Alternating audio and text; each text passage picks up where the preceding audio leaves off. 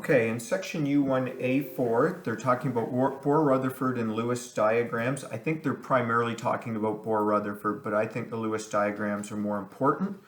I'm going to show you how to do a couple of diagrams. I'm going to do lithium, so you should take your periodic table and look up lithium. It's the third element on the periodic table, and fluorine is the ninth element. I'm also going to be doing that.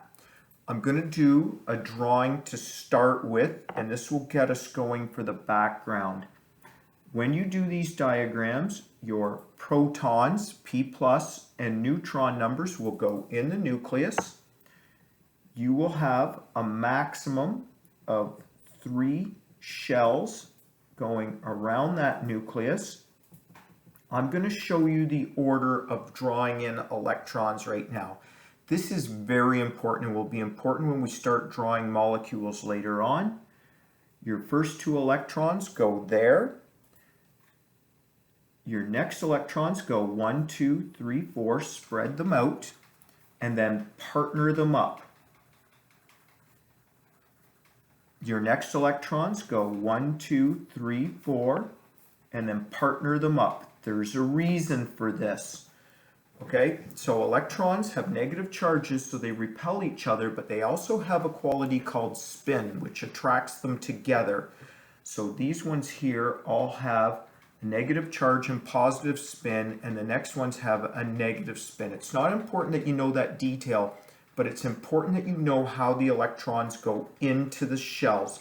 Review that, please. This is called the 288 rule that we use for grade 10, 11, and 12-4C, just so that you can understand how to draw the diagrams. This is the third element in the periodic table, meaning it has 3 protons. It has no charge. That means that the protons and electrons are equal. Positives and negatives are equal. To get your neutrons, subtract those 2 numbers. Draw your nucleus. We have 3p, we have 4n. We have 3 electrons all together, 1, 2, and 1. Let's do fluorine. You have 9 protons and 9 electrons. Remember, these have to be equal if there's no charge on the fluorine. Subtract these 2 numbers. We have 10 neutrons. We have 9 protons. We have 10 neutrons. We have 9 electrons all together, 1, 2, 3, 4, 5, 6, 7, 8, 9. Those are Bohr-Rutherford diagrams right there. Now what we're going to do are the easier diagrams and more useful diagrams, which are called Lewis diagrams. 1, 2, 3, 4, 5, 6, 7. These are the elements that you have to be able to draw Lewis diagrams of. I would make sure I had a periodic table. So here's my periodic table. Here's column 1. Here's column 2.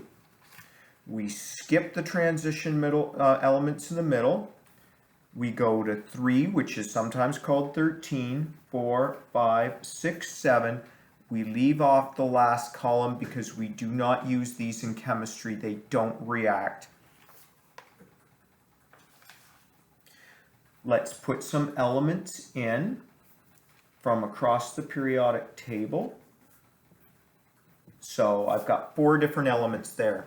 Lithium is in the first column. That means it gets 1 electron. Carbon is in the 4th column. That means it gets 4 electrons. You add these in the same way we added in the Bohr ones.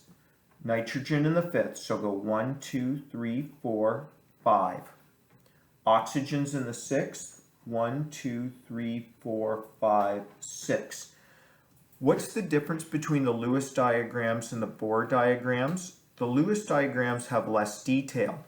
The only thing they have in them is what the element is, and the other thing they have in them is how many outer electrons you have. So if we did fluorine like we did for the Bohr-Rutherford diagrams, it has 7 outer electrons. In chemistry, these are called valence electrons. They're the only things that matter in chemistry. They're the only things that can react. 1, 2, 3, 4, 5, 6, 7. Notice our outer electron arrangement, the Lewis diagram, looks like the outer arrangement here. Why are these going to be important in the course? Because it's going to tell you how many times an element can bond. Anytime it has a lonely electron, it can bond. Notice how there's only one lonely electron there. It can bond once. Notice how oxygen has 2 lonely electrons without a partner. It can bond twice. Nitrogen, 1, 2, 3. It can bond 3 times. I know U1A4 does not go through the Lewis diagrams, but they will be important in the course.